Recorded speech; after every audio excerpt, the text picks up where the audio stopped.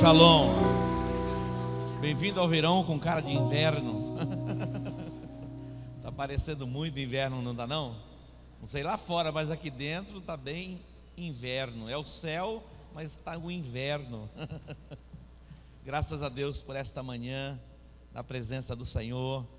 Uma manhã muito chuvosa, mas como é bom estarmos buscando a face do nosso Deus. Eu disse que no reino de Deus não há pausa. No dia que Davi deu uma pausa, a casa caiu. Ele deu uma parada, era tempo de guerra. E nós vivemos assim, dias intensos. A nossa guerra não é contra a carne, não é contra sangue, mas principados e potestades.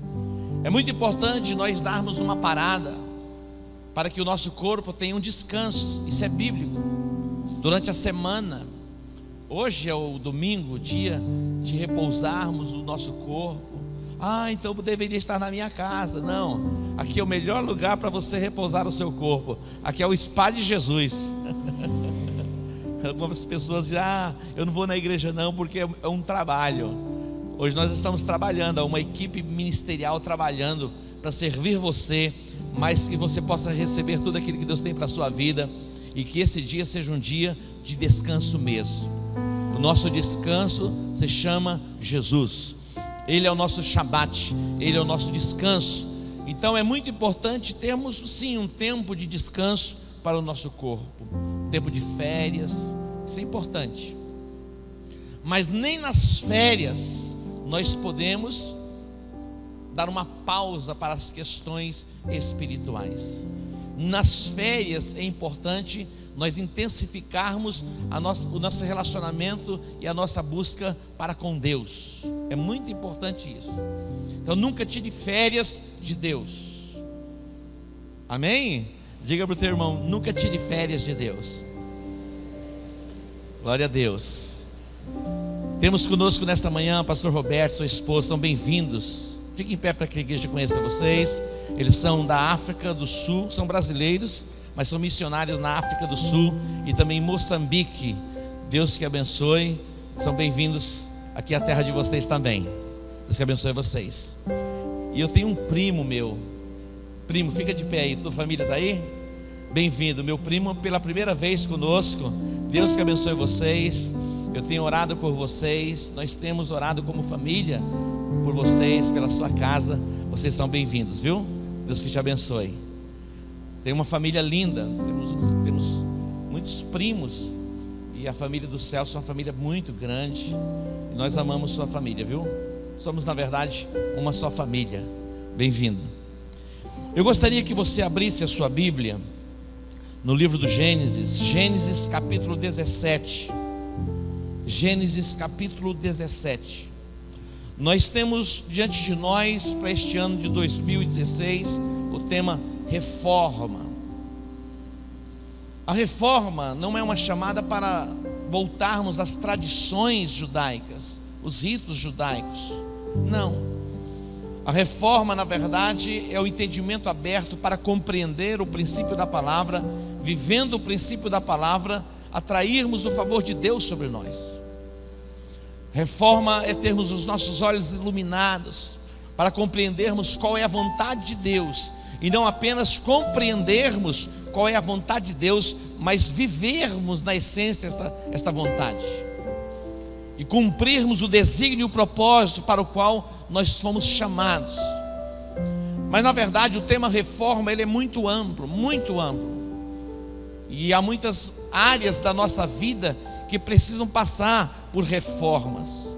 Mas a minha oração a Deus neste ano de 2016 é que sejamos despertados no entendimento e ativados num propósito, a grande comissão, que é alcançar o perdido. Esse é o desejo que queima no meu coração: compartilharmos o Evangelho de Jesus, proclamarmos o Evangelho de Jesus a toda criatura. E eu creio que Deus vai nos levar a novas dimensões em 2016 para alcançarmos os perdidos, aqueles que estão distantes de Deus, estão distantes de Deus. Será que é possível uma pessoa estar 100% comprometida com uma religião, estar distante de Deus? Será que é possível alguém ser 100% comprometido com uma religião e mesmo assim estar distante de Deus? A Bíblia diz que é possível. O apóstolo Paulo, outrora chamado Saulo, ele era um homem extremamente religioso. Ele, pela sua religiosidade, ele até perseguia os cristãos. Depois ele vai ter a sua experiência com Jesus, o Messias, e ele vai se expressar no capítulo 10 de Romanos, falando a respeito do desejo do seu coração em relação aos seus irmãos. Ele diz: olha, eu dou um testemunho, os meus irmãos, eles são extremamente zelosos das tradições, zelosos das coisas de Deus, mas a minha oração por eles é para que eles sejam salvos. Eram pessoas extremamente religiosas, mas distantes de Deus, porque nós só podemos nos aproximar de Deus através de uma pessoa, não através de uma religião, mas através de uma pessoa, e esta pessoa se chama Jesus. Não existe um outro meio de nos aproximarmos de Deus.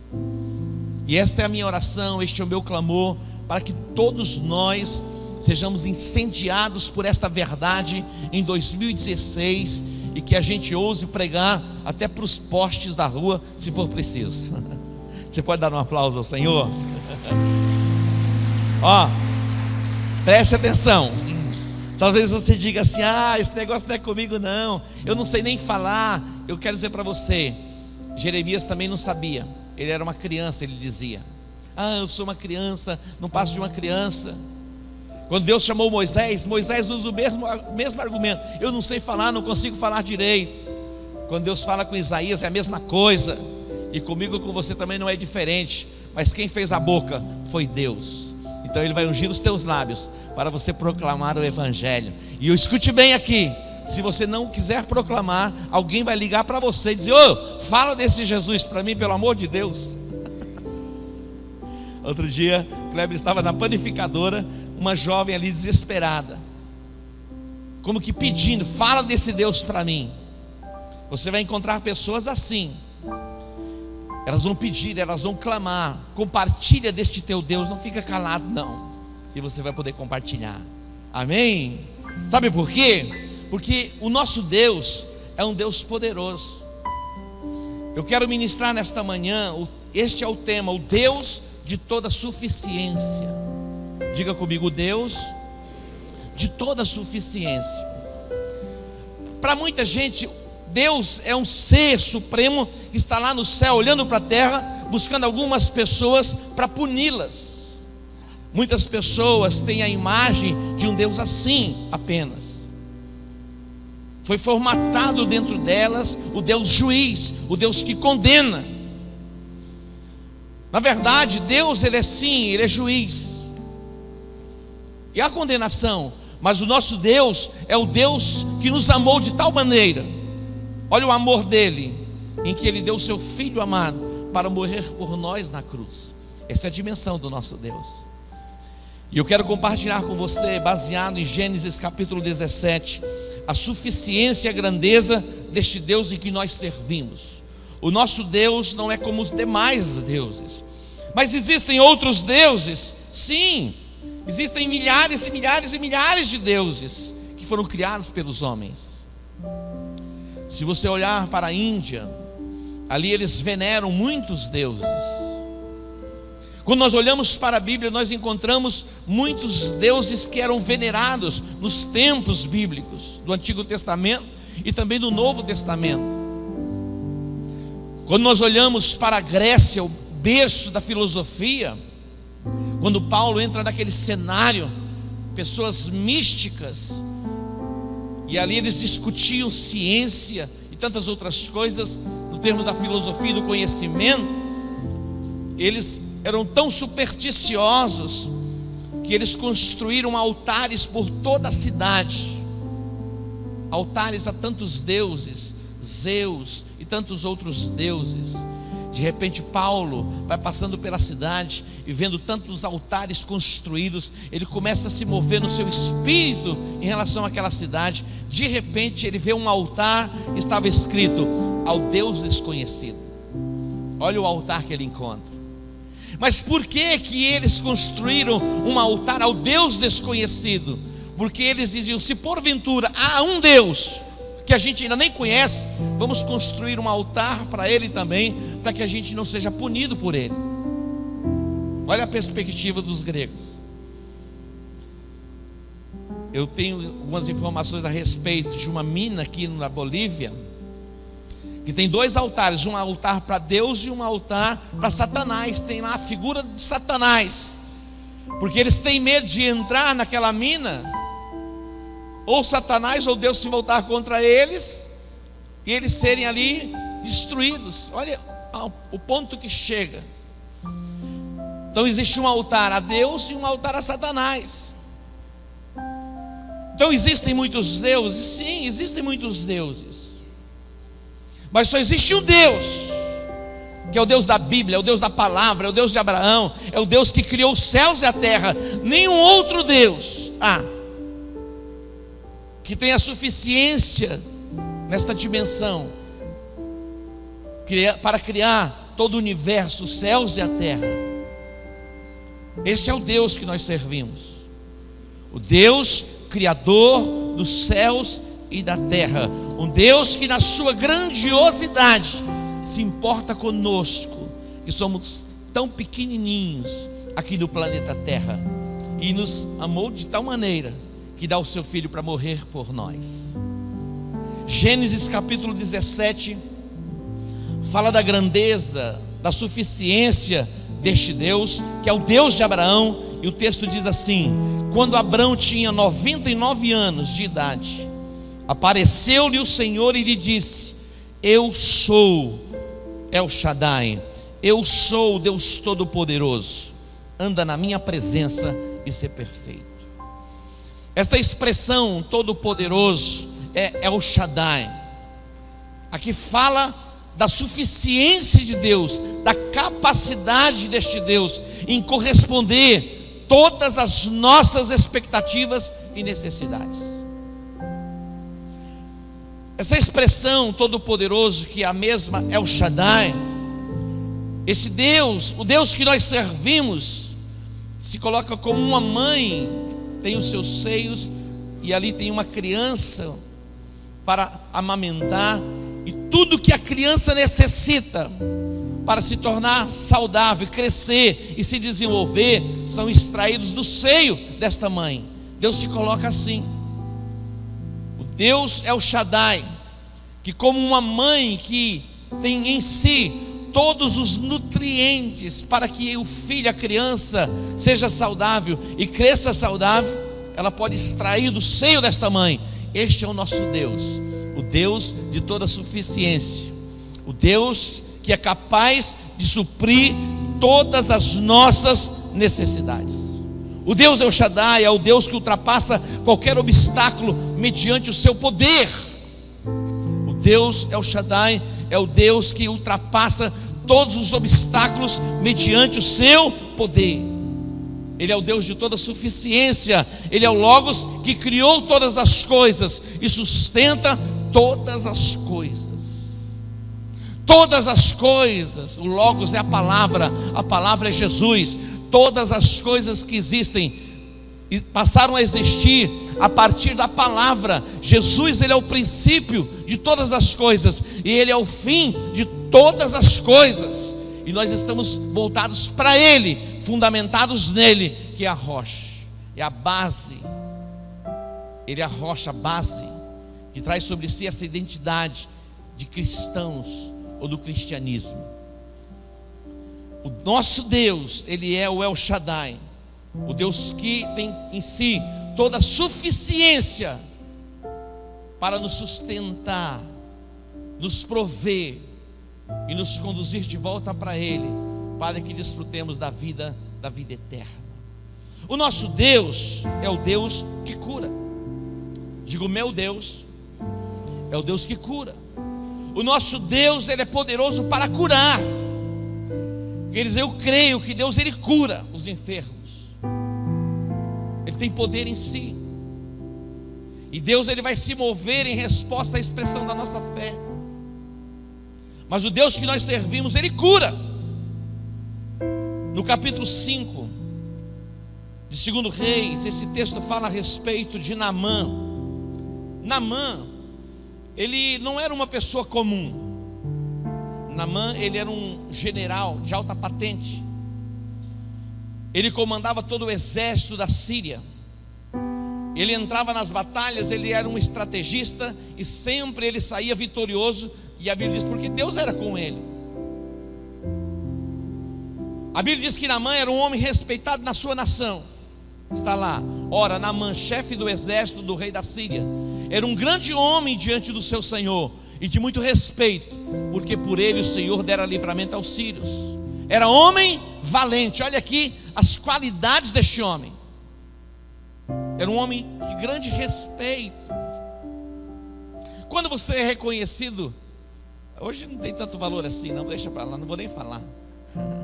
Mas imagina você ser reconhecido diante de uma autoridade, respeitado.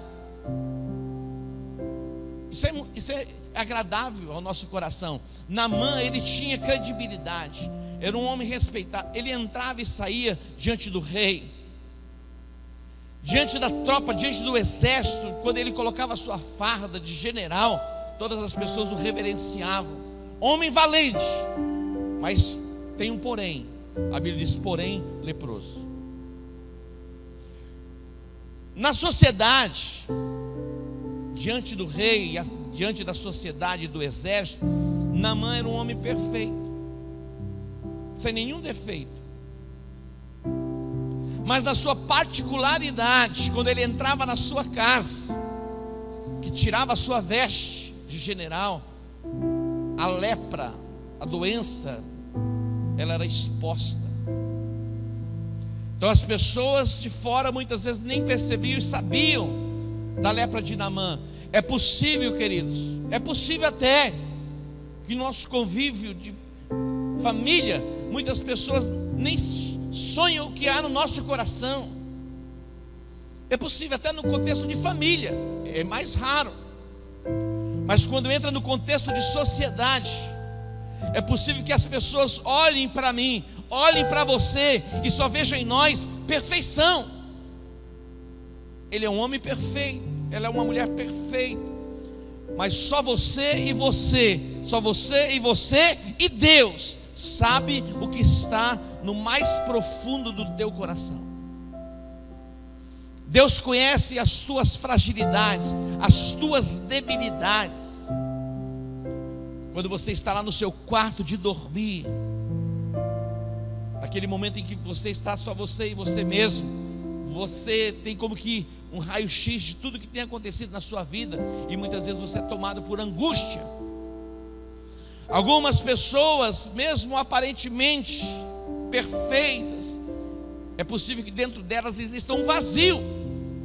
Quando nós olhamos para Marilyn Monroe, aquela mulher aparentemente perfeita, na sua geração, a mais bela e que tinha mais sucesso, mas na intimidade, a sua fragilidade se expunha, onde ela tinha que tomar remédios para dormir e depois para acordar também, para poder cumprir as suas obrigações profissionais.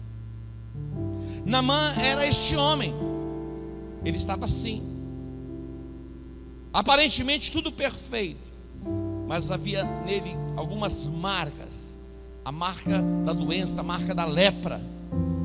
Dentro da sua casa tinha uma menina, ela tinha sido trazida para a sua casa para ser escrava. Ela vem de Israel, a nação sacerdotal, e esta menina, ela via o que as pessoas de fora da casa não via. Ela via a dor, a lepra e muitas vezes a tristeza do coração de Naamã, e também ela via as lepras, as suas lepras. E um dia ela ousa chegar para sua senhora e dizer: oxalá que o meu Senhor estivesse na minha terra, porque lá tem profeta, e ele poderia ser curado da sua lepra. Ela ousa compartilhar a sua fé.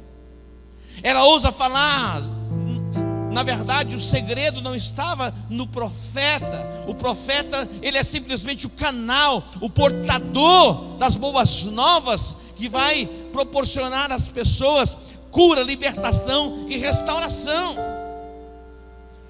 O profeta simplesmente vai ser este canal para expor a grandeza deste Deus. A grandiosidade não está no profeta, a grandiosidade está no Deus de toda suficiência, que é capaz de curar a lepra. Então Naamã, ele vai a Israel, e a princípio ele vai ao rei buscar cura no rei. Ele achou que o rei poderia curá-lo daquela lepra.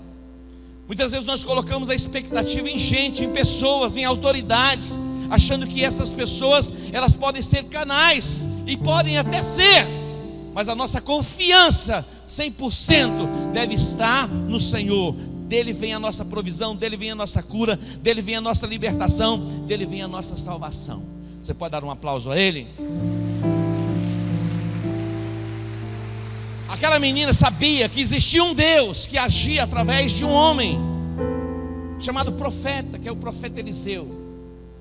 Ele diz: oxalá que o meu Senhor pudesse estar na minha terra, e ele seria curado. E Naamã, então, ele vai à terra de Israel, mas ele vai na pessoa errada. A princípio ele vai ao rei, o rei fica desesperado, o rei rasga as suas vestes, e o rei diz: por acaso eu tenho poder para dar vida a alguém ou tirar a vida de alguém? E o profeta ficou sabendo que o rei havia rasgado as suas vestes, e o profeta disse assim: deixa ouvir a mim.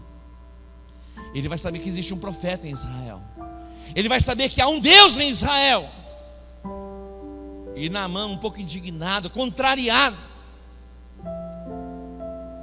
chegando à casa do profeta ali, ele vai ficar contrariadíssimo, porque o profeta nem o recebe. O profeta não dá atenção a ele de recebê-lo na sua própria casa, dizendo assim: olha, Naamã, você é uma autoridade, você chegou aí com seus carros impactando, entra, você é bem-vindo. Não! Quando Naamã chegou na porta da casa do profeta, o profeta chamou o mensageiro e disse: vai lá e diz para Naamã para ir ao Jordão e se banhar lá 7 vezes, ele vai ser curado da sua lepra. Ó, preste atenção. No capítulo 53 do profeta Isaías, diz assim: quem deu crédito à nossa pregação? E a quem se manifestou o braço do Senhor? Ali fala que ele foi subido de uma terra como de uma terra seca, não tinha parecer nem formosura, e nenhuma beleza víamos nele para que o desejássemos. Era um homem de dor, experimentado no sofrimento. Quando você olha para o livro do profeta Isaías, no capítulo 53, falando deste panorama que fala a respeito de Jesus, você pode ver o Jordão e Jesus. Aparentemente Jesus, diante do contexto de nações, não é um ser tão interessante assim.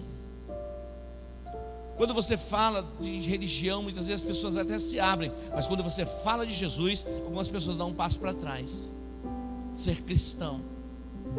Mas Naamã, debaixo da palavra do profeta, ele vai ao Jordão. Aqui ele diz: mas lá a princípio ele diz assim: lá na minha terra existem rios, que são rios de águas cristalinas. Por que eu tenho que entrar neste Jordão? Como que este rio insignificante, sem sentido. Mas segundo a palavra do profeta, ele vai ser convencido e ele vai ao Jordão. E quando ele vai ao Jordão, que ele mergulha por 7 vezes, ele sai de lá completamente restaurado da sua lepra.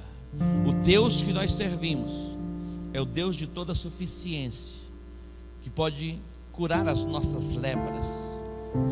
Há uma correlação entre a lepra e o pecado. O domínio do pecado, ele pode ser quebrado na sua vida. Talvez você diga assim: poxa, eu gostaria de servir este Deus, mas este Deus é tão santo, eu sou tão pecador, que não tem como me aproximar dele. Quer dizer para você, não importa o nível de comprometimento que você tenha com o pecado, talvez você até se esforce para se libertar deste pecado. Muitas vezes você até chora, desesperado, diz: olha, eu não quero pecar mais. A presença de Jesus na sua vida e a presença do Espírito Santo vai quebrar em você a força do pecado. Isso não quer dizer que você nunca mais vai pecar. Mas o pecado da sua vida vai ser como um acidente. Você já não vai viver mais na prática do pecado. Aquilo que te escravizava já não vai escravizar mais. O escravo, ele se sujeita porque ele é obrigado a se sujeitar. Mas em Jesus você vai se tornar completamente livre do pecado. Então não importa o quanto você tenha ido profundo no pecado, nesta manhã você vai receber a unção e a libertação deste pecado, desta condenação que te escraviza, que te aprisiona, e você vai se tornar o ser mais livre da face da terra. Você pode dar um aplauso a Ele? O nosso Deus é o Deus de toda suficiência para curar. E a cura pode estar relacionada às nossas emoções, a cura pode estar relacionada ao nosso físico, e a cura pode estar relacionada também às prisões e às cadeias do pecado que nos escravizam. O Deus que nós servimos é o Deus de toda suficiência para promover em nós libertação plena, libertação completa. Você está aqui diante desta imagem. Ele veio para libertar os cativos, e é isto mesmo, Ele veio para libertar os cativos. Jesus diz assim: conhecereis a verdade, e a verdade vos libertará. E conhecereis a verdade, permaneçam em mim, caminhem comigo, e vocês vão conhecer a verdade, e a verdade vai promover e proporcionar a vocês libertação. Eu pergunto: existe alguma área da sua vida que você precisa de libertação? Não precisa levantar a mão, não. É uma pergunta. Seja sincero com você mesmo. Diga: nesta área eu preciso de uma intervenção divina. Talvez haja regências na sua vida que levam você a ficar preso, cativo na pornografia, no sexo ilícito. São cativeiros, são prisões. Ele veio para libertar os cativos. No Evangelho de Marcos, no capítulo 9, aqui conta a história de um pai que traz o filho aos discípulos de Jesus, para que os discípulos de Jesus pudessem ministrar libertação a ele. Este jovem ficava possesso. Escute bem. Algumas pessoas dizem: eu não acredito nesse negócio de possessão demoníaca, isso não existe, é uma questão psicológica. Não é não. Não é não. A Bíblia fala a respeito de possessões demoníacas. Existem influências de demônios, mas existem também possessões. Tem gente que não é possuído pelo demônio, já possui o demônio. Tem gente que fala assim: eu tenho um encosto. É verdade, existe aquele trem que vem e encosta em você para te oprimir, para te escravizar. Um dia Jesus estava com os discípulos no monte chamado Monte da Transfiguração. Era um lugar maravilhoso, um lugar glorioso. É o lugar onde Deus me deu aquela visão, aquele sonho de uma casa linda, cheia de luz. Um lugar extraordinário. Deus me deu uma visão assim de uma casa linda, tomada por luz. O jardim todo iluminado. Não existia naquela casa um ambiente que não tivesse uma luz acesa. Todas as luzes da casa estavam acesas. Era luz plena naquela casa. Mas do outro lado da rua havia uma casa tomada pelo mato. Não havia luz, tomada por trevas. E daquela casa saiu uma voz gritando de uma jovem desesperada que clamava por socorro. E eu aqui na minha casa, já de madrugada, com um discípulo conversando, e eu ouvindo aqueles gritos desesperados de uma jovem. Ela estava sendo violentada. Isso foi uma visão que Deus me deu. E eu disse para eles, fui me levantando e disse: nós precisamos fazer alguma coisa por essa jovem. E me levantei. Quando eu me levantei, a pessoa que estava comigo pegou no meu braço e disse assim: sente aí, isso não diz respeito a nós. Eu disse assim: mas se for a sua filha que está sendo violentada, nós não vamos fazer nada. E eu acordei. Queridos, Deus verdadeiramente tem nos colocado num lugar de luz, de entendimento extraordinário. Mas do lado de lá da linha tem alguém desesperado, tomado por obscuridade, sendo escravizado por Satanás. E você tem a luz que pode projetar na escuridão para tirar estas pessoas das garras das trevas, das garras do diabo. Jesus está no Monte da Transfiguração, um lugar glorioso, maravilhoso. Ali Deus se manifesta. A proposta de Pedro, Tiago e João foi: vamos fazer 3 cabanas aqui. Que tal a gente ficar nesta dimensão?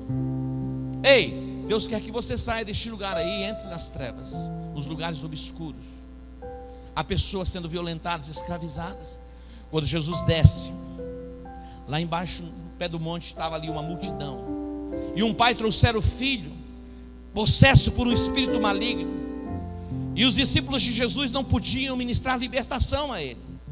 Quando Jesus chega, Jesus diz assim: ei, ô geração incrédula, até quando eu vou suportar isso?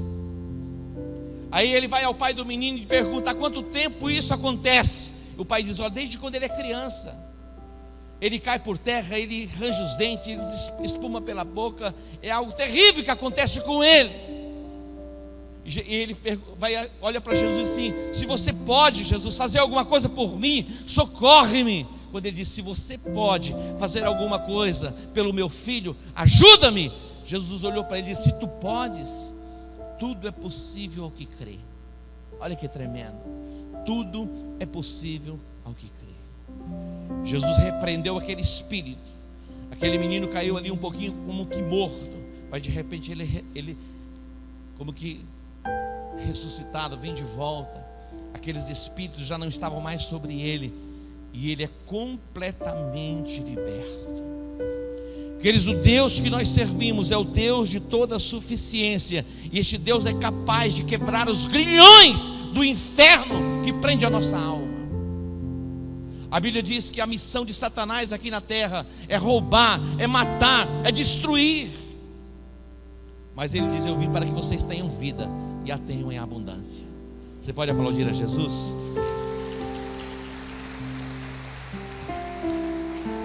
O Deus que nós servimos é o Deus de toda provisão. Diga: o Deus de toda provisão.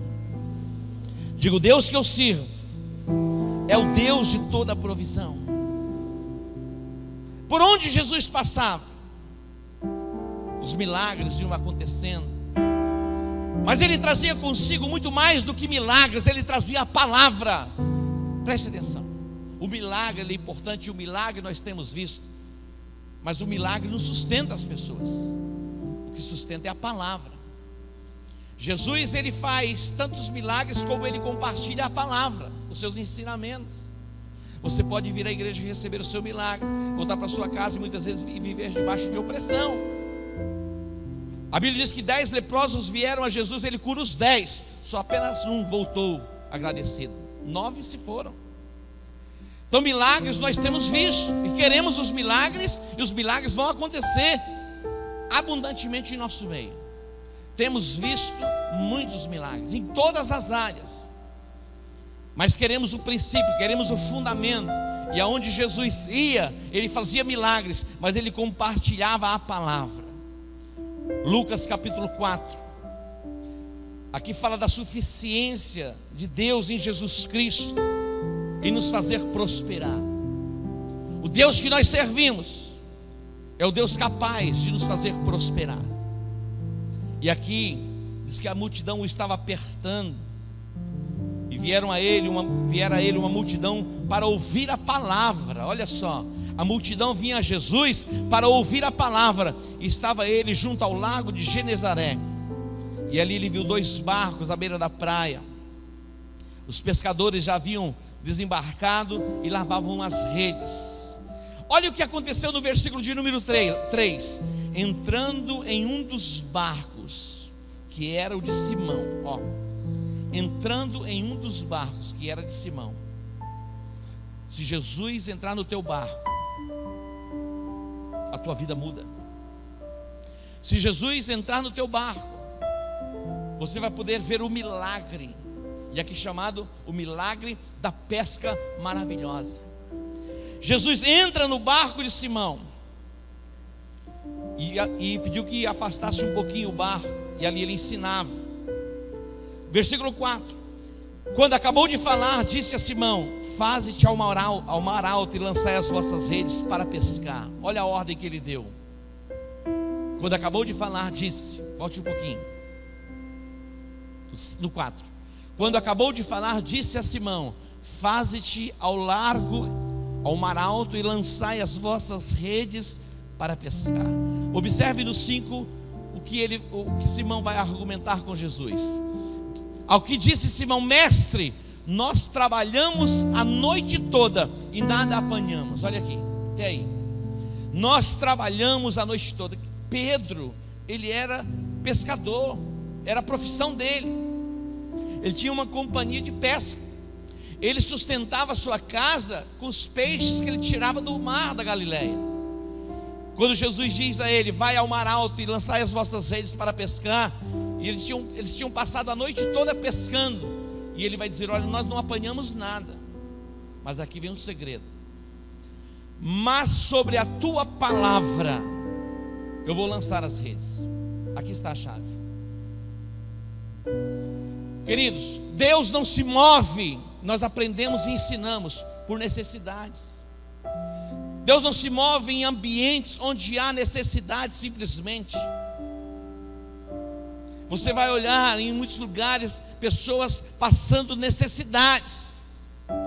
Por que esse Deus é tão bom e não age ali para suprir as necessidades? Porque Deus não se move em ambientes simplesmente onde há necessidades. Deus se move em um ambiente onde há expressão de fé. Você pode entender isso? E a expressão de fé, atente para isso, é marcada por uma expressão de obediência. A fé e a obediência, elas caminham de mãos dadas. Imagina, não é possível, eu trabalhei a noite toda, eu me esforcei tanto e nada aconteceu, mas eu vou agir segundo a sua palavra. Fora o mesmo que acontecera com Naamã. Uma palavra foi liberada sobre Naamã. Queridos, Deus se move assim, uma palavra é liberada, a fé é ativada e o milagre se manifesta. Por isso que nós pregamos a palavra, por isso que nós pregamos a Bíblia, porque o único meio para despertar e ativar a nossa fé é a Bíblia, é a palavra de Deus. Você pode aplaudir a Ele? A Bíblia diz que a fé vem pelo ouvir, e o ouvir pela palavra. Então aquilo que você ouve desperta em você fé ou desperta em você incredulidade. Tem pessoas que são semeadores de incredulidade, são pessoas que são semeadoras de dúvidas. Outro dia alguém veio a mim e falou: apóstolo, estão falando mal de você no Facebook. Eu falei: maravilha. Ué, se falaram mal de Jesus, eu vou arrepiar se falarem mal de mim? Meu irmão, não estou nem aí. Estou nem aí. Estou falando verdade. Não estou nem aí. Se falaram mal do meu Jesus, falaram que ele era um comilão, um beberrão, ele se assentava com os publicanos, meteram a lenha nele, injuriaram, ele não injuriava, simplesmente se calava. Então não vou estar preocupado: perdi o meu sono, perdi a minha paz, fiquei estressado, deu um infarte. Ei, vou infartar não. Tem alguém que já morreu por você, não sou eu que vou morrer de novo. Quem morreu por você foi Jesus. Jesus não precisa que ninguém fique morrendo mais por ninguém não. Tem muito pastor por aí morrendo. Essa semana eu fiquei sabendo de 2 que tiveram infarto. Por quê? Porque muitas vezes absorve isso, as críticas, as calúnias, as difamações, e fica doente, fica enfermo. Jesus estava lá, entrou naquele barco, a sorte de Pedro mudou. Queridos, a pesca foi tão extraordinária e tão maravilhosa que um barco só já não era suficiente para conter a grandeza da pesca que ele fez naquele dia. Quando Deus nos abençoa, muitas pessoas que estão próximas a nós são abençoadas. Deus vai abençoar você, vai prosperar você, e muitas pessoas que estão próximas a você também serão abençoadas pela prosperidade de Deus na sua vida. Quando você recebe, diga um amém.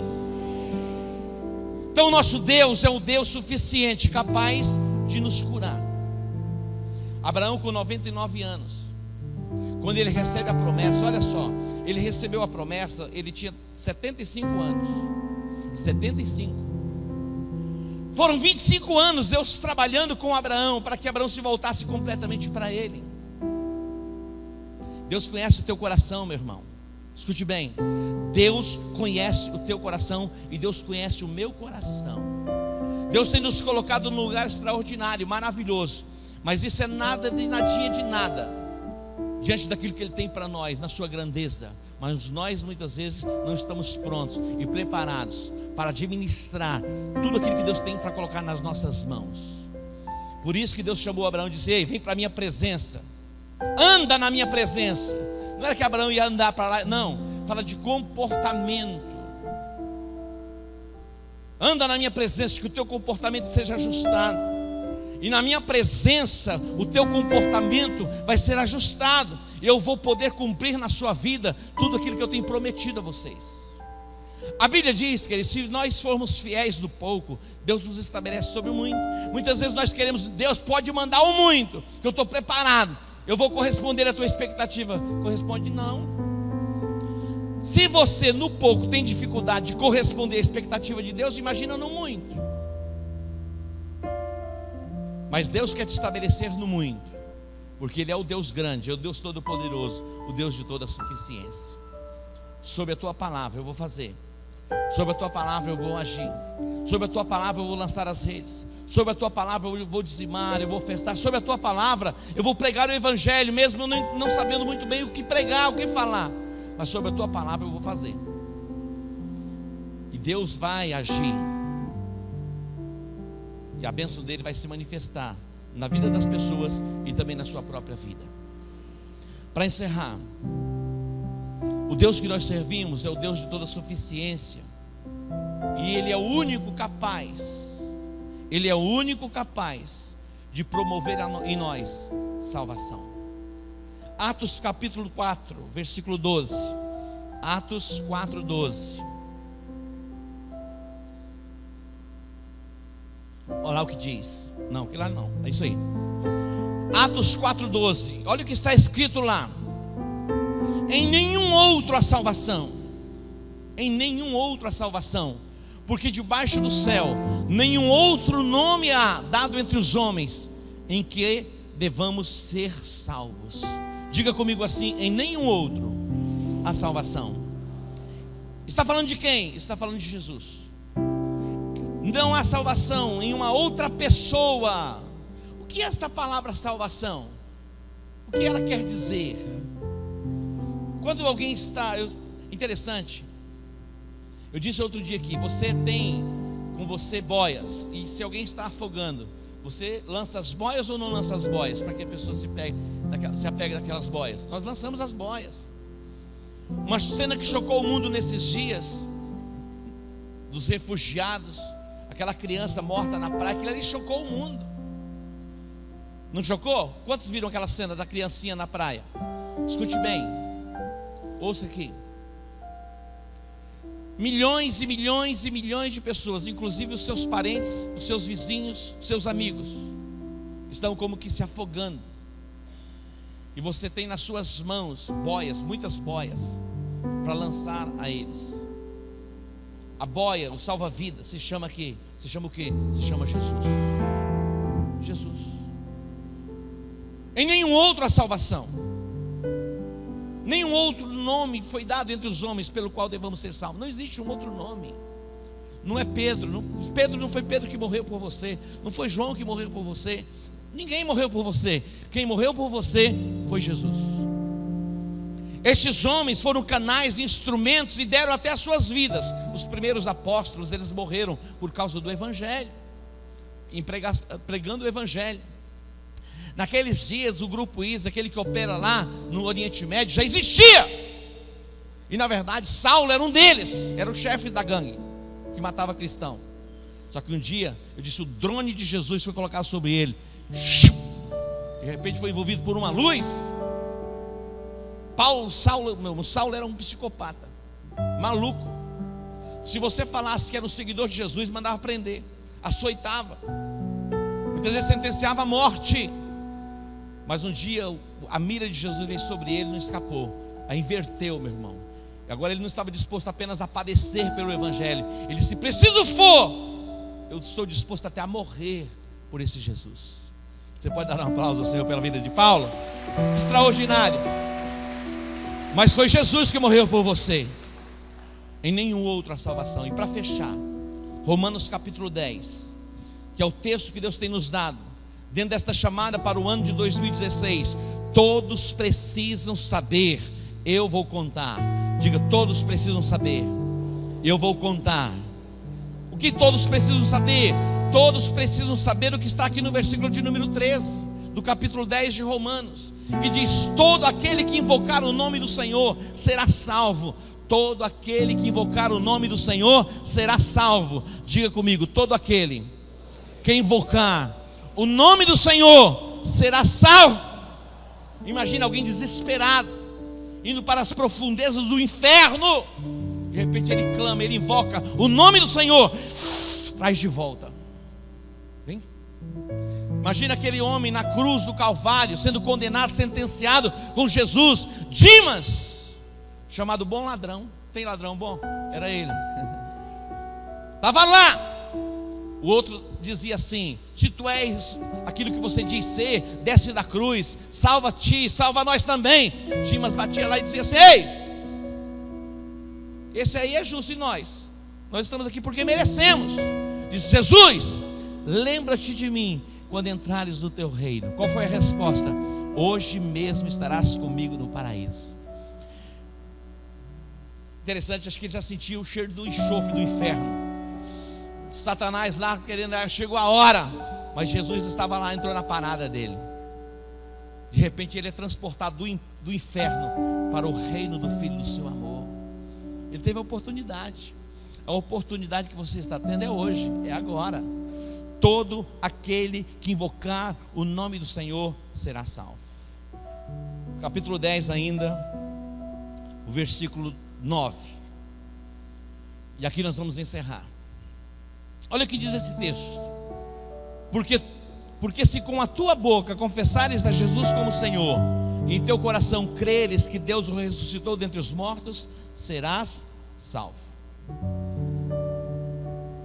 Se com a tua boca confessares a Jesus como Senhor, e em teu coração creres que Deus o ressuscitou dentre os mortos, serás salvo. Por quê?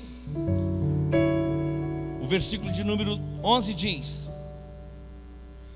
todo aquele que crê não será confundido.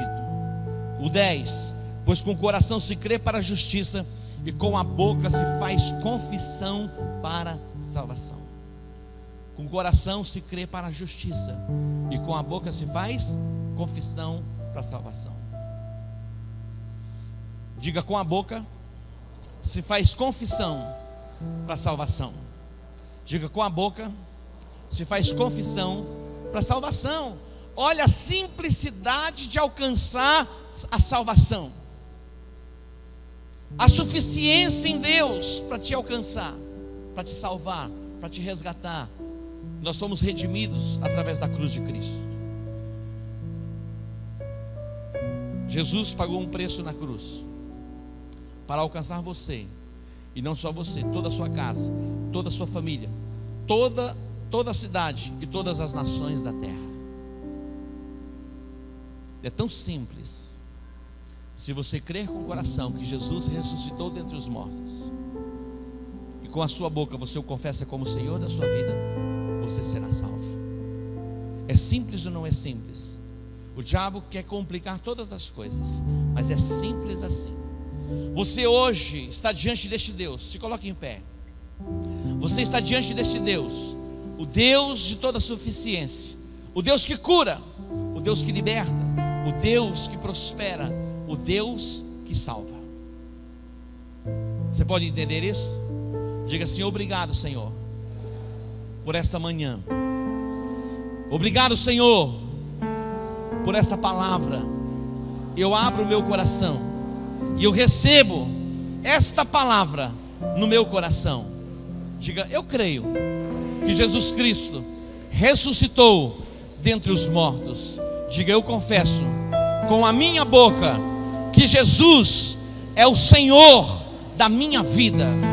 Diga: eu declaro para todos ouvirem que Jesus é o Salvador, é o meu Redentor, Ele é o Senhor da minha vida.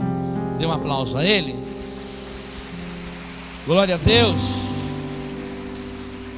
Eu quero fazer uma oração por você que deseja mesmo se aproximar dEle, caminhar com Ele, se submeter a Ele. Talvez você, numa manhã como essa, na verdade não tem como você entender todas as coisas, mas é o princípio.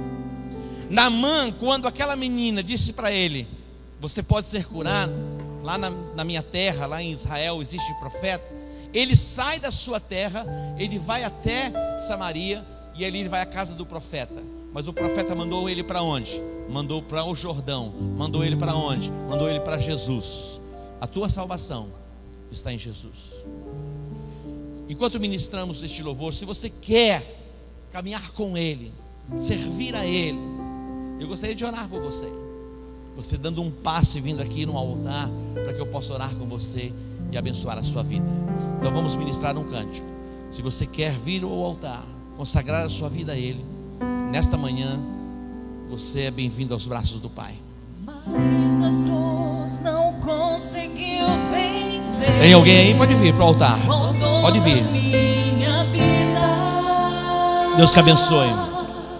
Tem mais alguém? Venha. É o começo de uma caminhada, é o começo de uma jornada. Dê um passo, é apenas um passo.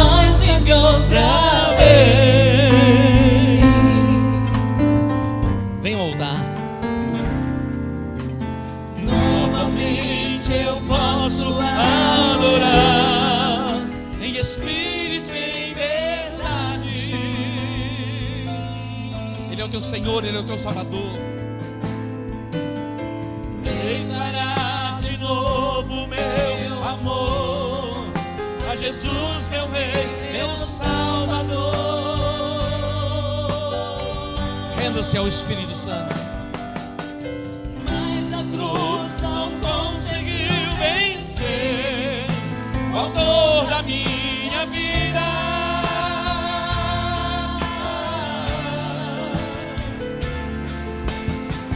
Aleluia, Cristo reviveu, entre nós vive outra vez.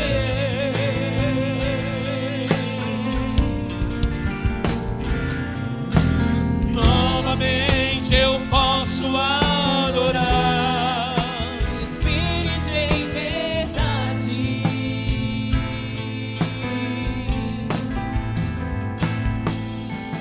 Declarar de novo meu amor a Jesus, meu Rei, meu Salvador.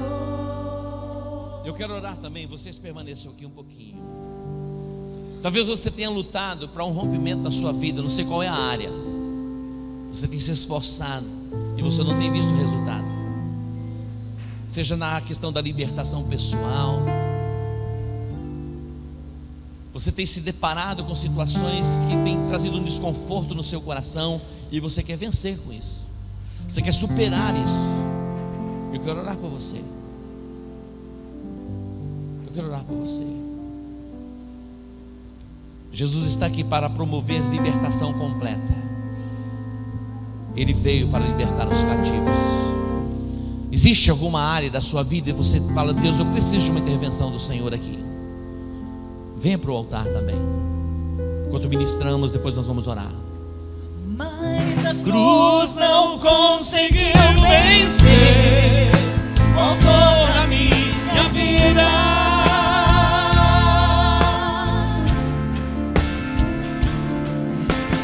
Aleluia, Cristo reviveu, entre nós vive outra vez. Chegou a sua hora, chegou a sua vez. Novamente eu posso adorar em espírito e em verdade.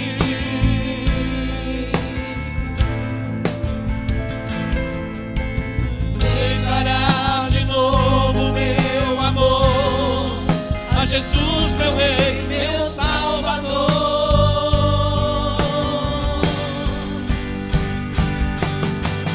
Mas a cruz não conseguiu vencer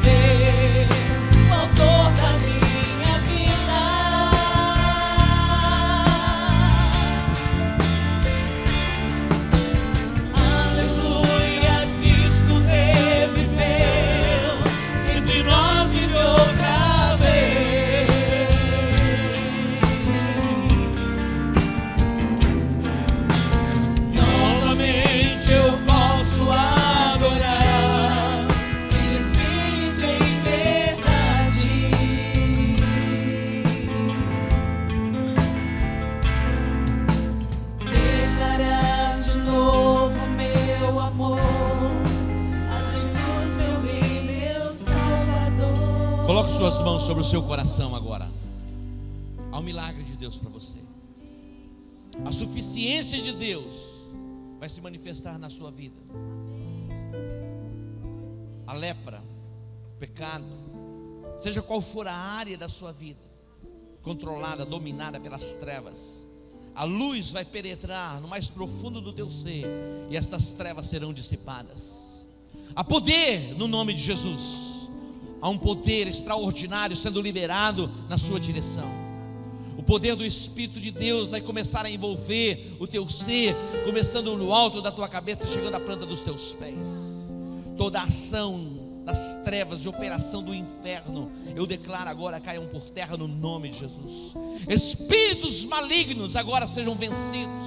Pai, aqui estão os teus filhos no teu altar, clamando e buscando por uma intervenção divina. E aqui, ó Deus, como um agente, como profeta na vida deles, eu libero o decreto profético de libertação, de cura, de restauração. Que a provisão de Deus seja plena e seja completa. Que a mão do Senhor, o Deus Todo-Poderoso, seja envolvendo a tua vida. Que o teu milagre agora se manifeste. Eu te abençoo em um nome de Jesus. Diga: eu recebo a unção, a virtude e o poder do Espírito Santo sobre a minha vida. Dê um aplauso a Ele. Recebe no nome de Jesus. Amém. Agora eu quero fazer, vocês podem permanecer por aqui, só os que vieram ao altar para ter uma experiência com Jesus, dê mais um passinho aqui, mais próximo de mim. Nós temos um presente para vocês. Cadê o CD? Você que está aqui no altar pela primeira vez, você vai receber este CD. Aqui tem uma mensagem, que é a mensagem de aliança. Você vai poder ouvir esta mensagem, esta palavra. E aqui começa um tempo de consolidação na sua vida espiritual. Nós queremos cuidar de vocês como igreja. Amém? Nós vamos caminhar com vocês, ajudando vocês, consolidando vocês na caminhada. Vocês são bem-vindos ao reino de Deus. Dê um abraço nessa pessoa que está pertinho de você. Ela vai dar as boas-vindas para vocês aqui nesta manhã. A igreja, levante as mãos assim. Eu quero orar pela igreja. Nós vamos encerrar nesta manhã, quando eles estão sendo consolidados aqui no altar. Pai, te agradecemos e te bendizemos por esta manhã, pela palavra liberada sobre nós. Sabemos que o Senhor é o Deus de toda suficiência, e queremos ser canais, instrumentos para a manifestação da tua glória. Que a mão do Senhor esteja sobre a igreja. Deus, que os teus filhos sejam renovados a cada manhã, que sobre eles seja o vigor, a capacitação do teu Espírito. Eu te abençoo em o nome de Jesus. Diga amém. Dê um aplauso ao Senhor. Dê um abraço no seu irmão. Boa semana para você. Shalom.